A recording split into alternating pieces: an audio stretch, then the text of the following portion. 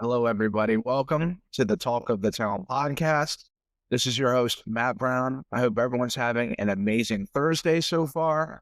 Tell you right now, today isn't going to be an amazing Thursday because we have our first taste of the NFL season today, even though it's just the preseason. I don't think any of the starters are playing tonight in the Chargers and Lions game, but that feeling of the NFL is back is just finally starting to actually feel like it's here.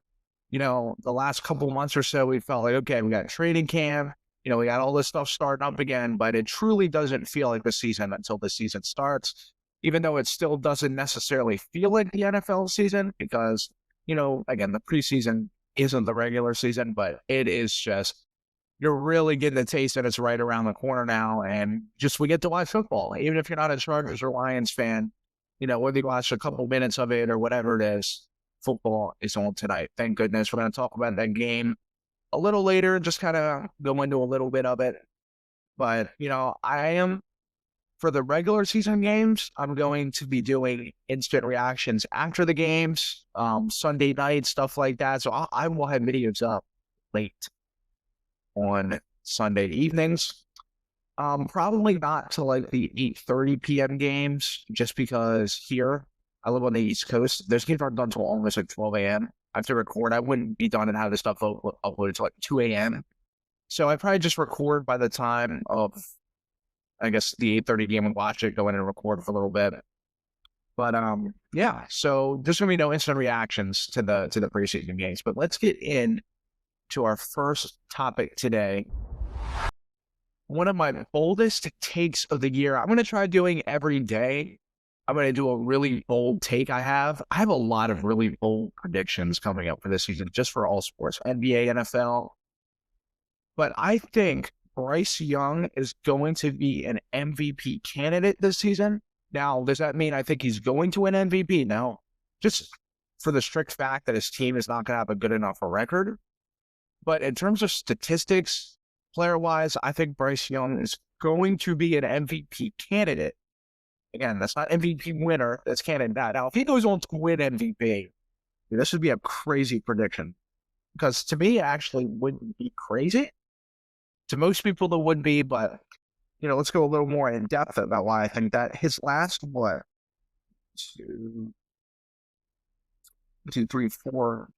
four games of the season, he had 10 touchdowns to no picks.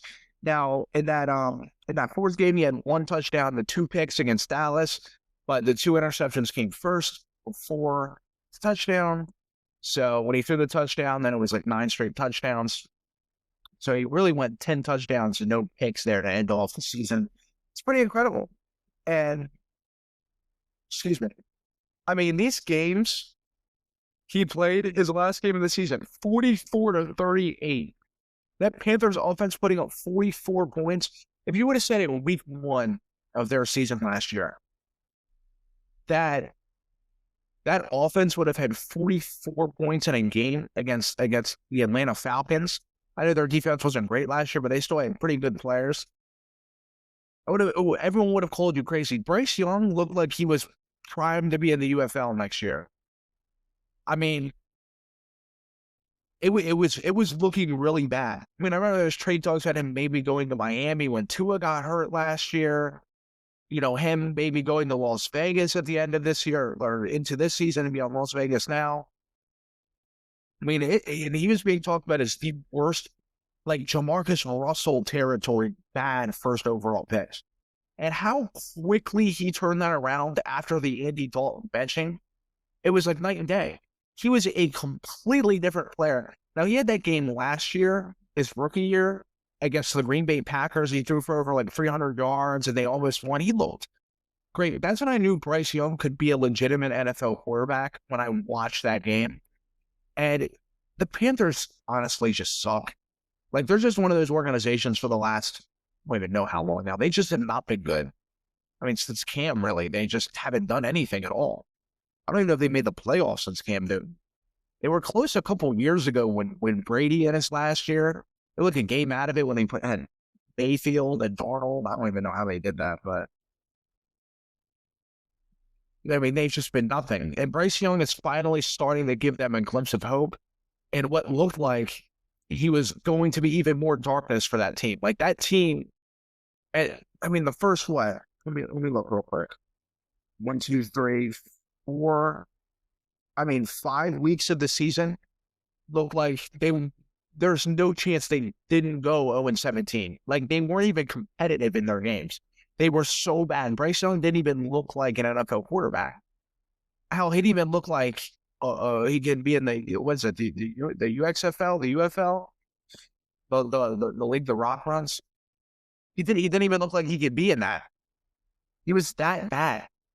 I mean, Bryce Young has some limitations anyway. Like I get that between his size and just kind of overall arm strength, but the IQ, the accuracy, the stuff Bryce Young was being praised for, he's being compared to Drew Brees coming out of the draft. That's why he was picked number 1 overall because of that.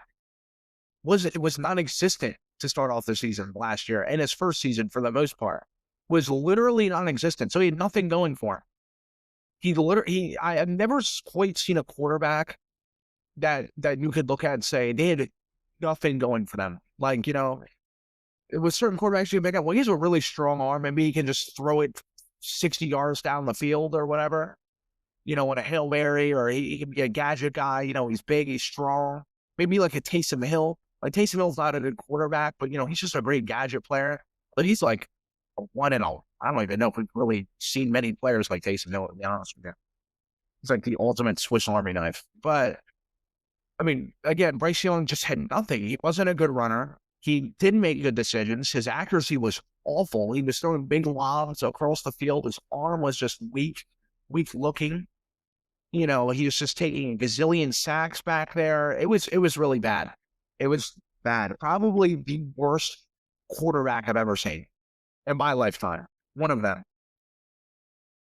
And again, how fast he turned that around and looked like a legitimate top 10 quarterback, like he can be in that conversation, was incredible. All props to Bryce Young, seriously, because the amount of confidence you have to have in yourself to be able to do that and be able to lift yourself up is quite literally insane. I mean, he's the whole city of Charlotte, and even just Panthers fans across the U.S. or even out of the country, wherever, Panthers fans in general, all of them hated him.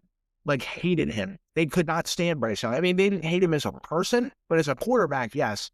They could not stand him. They do, especially with C.J. Stroud having his first year or two, being just, I mean, he had one of the greatest rookie quarterback seasons ever. Yeah, it didn't look good for him. And Bryce Young was better than C.J. Stroud to end off the season last year. Like, statistically, and he just looked better than him. It's pretty crazy. All props to him for that. Because against the Chiefs, they lost 30-27. The Panthers, their roster's infinitely worse. Well, not being infinitely worse, but they could sniff the Chiefs roster. Then they lost the next game against the Buccaneers, 26-23 in overtime. They should have won that game. Then they lost to the Eagles the next week by 6. They would have had it, but they ended up dropping the touchdown in the end zone. Bryce Young threw a dot, and then they dropped it. Then they got blown out by Dallas the next week. It happens. Again, the roster's still not very good. I mean, they're not expected to be a winning team. Then they beat the Cardinals, 36-30 in overtime. Then they got blown out by Tampa, and then the last week of the season they won 44-38 against the Falcons. Bryce Young, I watched all of those games. I watched every single NFL game. Bryce Young looked like an MVP caliber quarterback in those games. He did. And especially going into this season when now they have more. I think Hunter Renfrow might low-key be an underrated signing for the Panthers. Although I don't think he's going to be as good as he was a while ago. He wasn't really that good anyway his last year or two at all the Raiders. And once you take a step away from the NFL, it kind of hinders you a little bit, and he's older now. But again, he's a guy, he's going to be a reliable target. Adam Thielen's older, but he doesn't really seem to be slowing down much. He's been playing great. He's had some incredible catches the last couple of years. Teteroa McMillan, big, strong, just go up and grab a target, which is what he needs. What's his name? He has a crazy Southern accent. Or Xavier Legette. He, again, having him as a target back there, Coker looked really good last year. They have weapons on that team. I think they could use a better tight end. To be honest with you, I think maybe next year they should look at really getting a tight end for Bryce Young. And I think that would really help him. It's a bit Tommy Tremble and stuff. Yeah, I don't know. Having a great tight end helps your young quarterback, that guy who can just look 7 yards, boom, I got my yards. A guy who could just be a vacuum for the ball. He doesn't really have that at tight end. He hasn't had it his whole career. I think the Panthers should look at getting a tight end for him. But, man, I think Bryce Young, statistically, I think he could go for 30 touchdowns. I think he's going to go for 30 plus touchdowns this year. And 9 or 10 interceptions. I don't think he's going to win MVP, but that is MVP caliber numbers. That leap he's going to take is going to be amazing to watch. I think he'll be maybe just a little shy of 4,000 yards or just get into 4,000 yards. I'm telling you, I really think Bryce Young is going to have a really good season. He's not being talked about going into this year enough. I get it because the Panthers just haven't been good in a long time, and they're still kind of on the brink of being good, but then they're not good at the same time. So, the Panthers still have work to do, but they're heading in the right direction finally. For what feels like the first time in years for the Carolina Panthers, they feel like they have a steady quarterback since Cam Newton and have some sort of direction. At least. And now, could David Tepper actually throw it all out of the window? I wouldn't doubt it. He's a really shaky owner, and he's kind of scary to me how he just, I don't know. There's a lot of crazy things and makes a lot of weird moves. So I don't know, but, Derek Brown comes back this year. Their offensive line is actually good in Carolina. It's actually good. It's really not a bad offensive line. If they can stay healthy, that is a good offensive line for him. Chuba Hubbard had a monster season last year. It was great. So, yeah. I think Bryce Young's going to have an MVP caliber season. I'm going to call it 3,800 plus yards, 30-ish touchdowns to 9 to 10 interceptions. That's a great year for a Carolina Panther quarterback. I'll tell you that. They will take that 100 times out of 100. Besides Cam Newton's MVP season, they will take that. And like I said, I'm going to be doing bold predictions every day on this podcast until the NFL season. Even every podcast I'm doing bold prediction. That's what this podcast is about. But some people wouldn't think of, that's in here. So next topic here. What is the most important position to draft in fantasy football? Now, I'll talk about my fantasy football legacy a little bit. I've been a guy who notoriously goes to the fantasy football championship and loses to some. I'll give one example because I could give 100 of them. I was in the championship probably 3-4 years ago. I think it was in my senior year of high school. And the Chargers were going against the Raiders. I think you guys remember that game where it was win or lose. Either one goes to the playoffs, and the Raiders ended up winning. And if they would have tied, the Steelers would have been out of the playoffs, and they would have both been in. But then Brandon Staley had to call a timeout and try and get, when the Raiders were fully inclined to tie, and they would have both been in the playoffs. Brandon Staley had to be Brandon Staley, and they didn't even end up getting in the playoffs. Yeah, that game is going to haunt me for the rest of my life, and I'm not even a fan of either team. But I think my friend I was going against had Josh Jacobs, and I would have won if the game would have tied and they would have both went into the playoffs with the Raiders. I think Rich Bisaccia was their coach. It's an interim head coach they had. I think it was when the year they fired Gruden. Again, they were fully inclined to tie and let them both go to the playoffs, but no. They went into overtime, and Josh Jacobs broke off some 30-yard run that won him the game, 30, 40-yard run. and I lost by like 0.6 points because of that. Yeah, that haunted me for the rest of my life. Yeah, every year I play fantasy, I don't not think about that. Although I did win the fantasy championship this year, I've played the last like 6 years straight. I played a little bit before that and kind of scarcely, although I was a lot younger, but I've been playing for a long time. I've been to the championship like 5 out of the last 6 years. Like 4 out of the last 6. I went like 3 years in a row and lost them all. I'm like the Buffalo Bills in the 90s. It was just insane. It was insane. No matter what happened, I could not win a championship. But that's my legacy a little bit in fantasy football. Let's see. Yeah, the most important position, I'd definitely say, a lot of people say running back. I think you can always pick up good running backs off the waiver wire. Having a consistent running back is important, though. You don't want to be constantly, any position, you don't want to be constantly dropping, picking up. Tight end. Tight end has got to be there every year. You know what got me to those championships? Me drafting Travis Kelce and not drafting an injured Christian McCaffrey every year.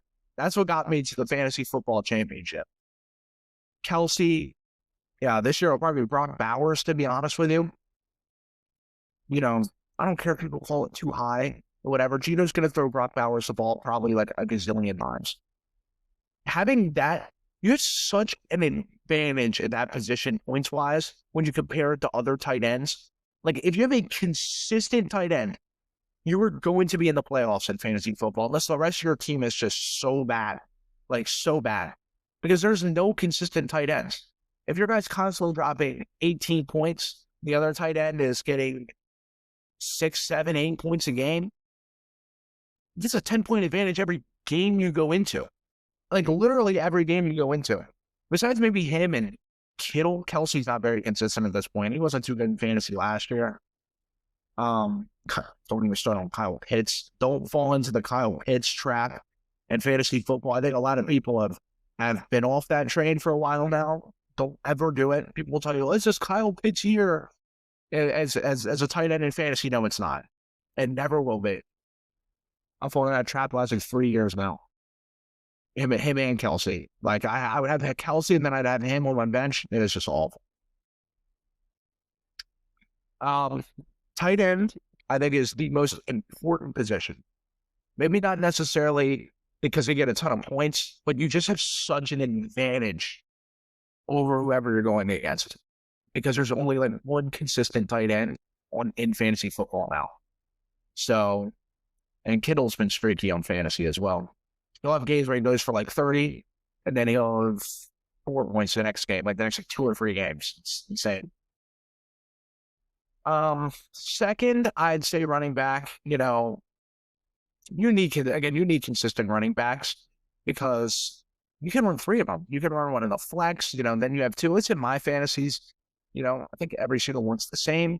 We have 2 running backs in a flex, so you can either put 3 receivers or 3 running backs. But it's important. It is, because they get a ton of points. If you have a workhorse running back who just grinds yards and just gets touchdowns, I mean, the best ones to have are obviously like the McCaffreys, the one who catch for a bunch of yards, who receive for a bunch of yards, and the ones who run for a bunch of yards and get a bunch of receiving touchdowns and a bunch of rushing touchdowns at the same time. Like, that's just your ultimate weapon at running back. And, you cannot go wrong there. Jonathan Taylor's been a Bijan Robinson. Derrick Henry's always been kind of like, he's always been very good in fantasy, but then like the last couple years, he gets kind of streaky because he's just not a pass catching running back. Like, he doesn't get that extra maybe 4 or 5 points off of pass catching in the backfield. So yeah, running back for sure. If you have great running backs, you're like primed to win, at least get to the playoffs. Receivers are important, but receivers can be so inconsistent in fantasy unless you have a Jamar Chase or a Justin Jefferson. You're always kind of fumbling your receivers, to be honest with you, mixing them in and out constantly throughout the weeks because you're like, dude, especially with the whole cornerbacks, like, or whatever cornerback they're going against. If they're going against Pat Surtain, you kind of always have to take them out because they're just, or Christian Gonzalez or Marlon Humphrey, whoever, a top tier cornerback. You're just like, gosh. I got to switch out my receiver. And I don't know, you always constantly have to fumble your receivers. So I don't quite have them as important as running back and tight end because those two can always produce no matter who they go against. Good running backs against any team will get a ton of points. And quarterback, if you have a good quarterback, you have a Josh Allen, that's great to have, but you can survive with a Jared Goff. I've done it every year. I've had Kirk Cousins and Jared Goff the last 3 years. I'm not going to pick Kirk Cousins this year, but I'll probably have Jared Goff on my squad again this year, to be honest with you. So I'd say tight end, running back, receiver, and quarterback in that order. Again, I don't really go for defense. I don't like any kicker. You can do you on that. I'm not constantly dropping and pick up my kickers and defense. So, and my next topic, could there be any records broken in the NFL this year? Let me think. Yes, I think there will be some records broken, but I don't think it's going to be the major records. If there's anyone to break it, it's going to be Jamar Chase.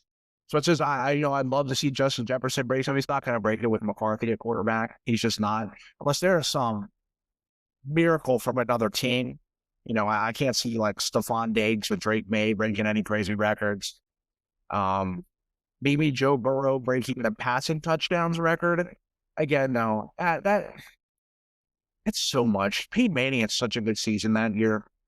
Just the whole team was good in general. Their defense was really good too.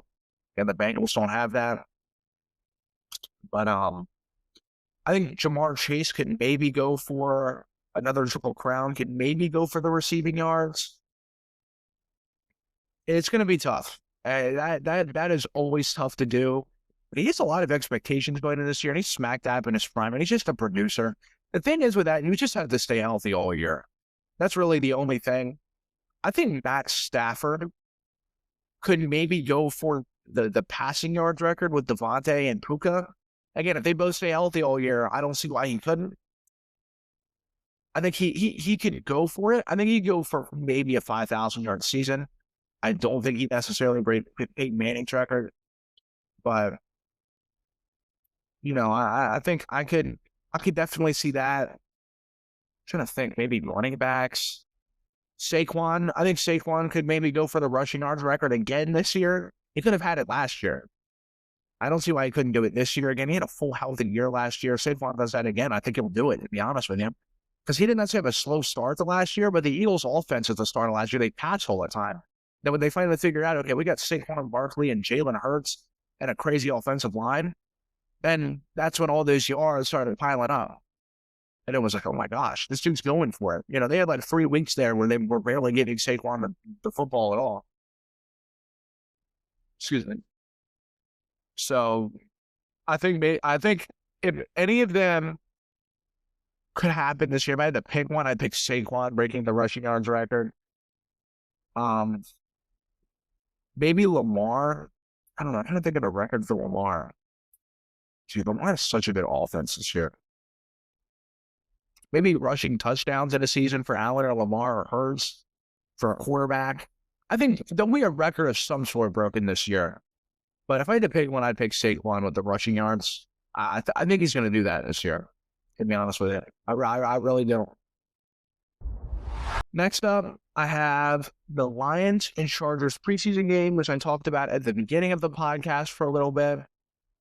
Again, there's not really too much to go about. I think there's a lot on the line for Trey Lance. If Trey Lance goes and blows it, he'll be cut from the Chargers, I feel like. Trey Lance is out here playing for his job. He's not, obviously he's not going to be the starter over Justin Herbert. I mean, that's just clear cut. But he is known as being one of the worst picks of all time. Just one of the worst draft busts of all time. The third overall pick? They traded away 3 first-round picks for Trey Lance. Never even really got to play in San Francisco. He's had other chances everywhere else. What was he? He was on Dallas last year, and he threw a ton of picks in the preseason game. And he went against Washington last year. They lost. He kind of played but Trey Lance is never going to live up to being the third overall pick. He's playing just to be a backup at this point. To be perfectly honest with you, he's playing to be a backup. Which, yeah, there's nothing wrong with that. You make a ton of money holding the clipboard. But compared to where he should be at this point in his career, kind of the entire 2021 draft class has just been a disaster. Even Trevor Lawrence, Mac Jones, we speak of that. Justin Fields, really, too. He's just been very inconsistent. Zach Wilson, obviously. That whole draft class has been a disaster. And Trey Lance, out of all those disasters, has arguably been the worst. At least the Jets didn't trade 3 first-round picks to get Zach Wilson. I think they've both been terrible. They really have. Like, Zach Wilson only shows glimpses. I haven't seen anything from Trey Lance. Trey Lance has barely played. Even when he has played, he just hasn't shown anything. So that's kind of what, if there's anything interesting about this game tonight, it's definitely watching Trey Lance out there. Because he is starting in this game. So, we'll see. We're definitely watching Trey Lance playing for his job tonight. You're playing against the Lions backups. You got there and throw one touchdown, a touchdown to 3 interceptions. Just, you got to go, bro. I don't know what to tell you. It's ridiculous. Especially for the amount of talent he should have. I was always skeptical when Trey Lance pick. He was a massive project. They took a massive risk. And now all these other teams are. All right, well, they're not taking the risk the 49ers did, but they're saying, you know what? Let's see what you got. That's really the only thing in this Lions and Chargers game tonight. Again, just having football back feels great. Thank goodness for that. So, yeah, we get to watch football tonight. That's really the only thing with this preseason game. Definitely have fun watching a little bit. I'll keep up with it a little bit. I'll just have it on, but, not going to go too in-depth to it. And my last topic today, how has my podcasting been so far? And this is for anyone who's just starting anything, whether it's podcasting, whether it is, starting a business, starting anything, whether you're just mowing lawns, car detailing, whatever it is. At first, you have to keep telling yourself you're going to grow, because if you expect results, even within a couple of months, you're going to get results. But if you're expecting to be one of the top dogs, it's not going to happen. It just isn't, and you just have to keep pushing yourself forward. That's what I'm talking about with this podcast. The amount of progress we have made on this podcast, my TikTok, I almost had 100 followers on TikTok. My Instagram Reels are doing really good on views. My YouTube Shorts are doing great on views. My YouTube long videos, they got some videos with good views, some videos are not so good views. I just enjoy doing this, and I know the views will go up eventually. Just have to get on the algorithm, that's all. You can't expect to be 8 or 9 videos. I can't expect to be 8 or 9 videos in, and, I have hundreds of views, thousands of views, and I have a ton of comments under my posts. You know what? I'm starting to see, I'm getting a bunch of I'm starting to get comments. I'm starting to get likes, a bunch of views on YouTube Shorts. I'm getting there. It takes time. All this stuff just takes time. It goes with anything. I'm telling you, I'm loving doing this. This has just been so much fun, to be honest with you. Couldn't ask for anything more fun to do. Get up in the morning, hop on, talk for a little bit, edit this for a little while. Edit my clips for my TikToks and stuff, and watch the growth happen. That's what we got to do. It's fun. It takes time, and I know that. That's trying to say this podcast ain't going nowhere. I plan on doing it. I said in my first podcast, I plan on doing this for the rest of my life. So anyone out there who's starting something, it just takes time, and that's what you watch any advice video, anything, they just say it just takes time, and it genuinely does. Rome was not built in a day. Look at how beautiful it is. They could have stopped the 4th day of building and said, dude, this looks like garbage. What are we even doing right now? But they stuck through. They ended up building Rome, and look at it. I know it's I don't know. It's kind of a funny example, but it's true. Not even the year that's wrong with it. Rome wasn't built in a day. So, yeah, podcasting's going great so far. I'm really enjoying this. A little bit. Really enjoying this. Again, thank you guys so much for all the support you guys have been giving me. The social medias are blowing up. YouTube shorts, my long videos, everything's doing great. Getting some subscribers. You guys are killing it. And I just can't thank you guys enough. Thank you so much for all the support.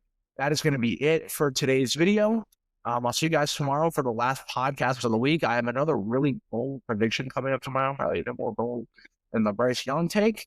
So, yeah, I will see you guys on tomorrow's podcast, and everyone have a good one.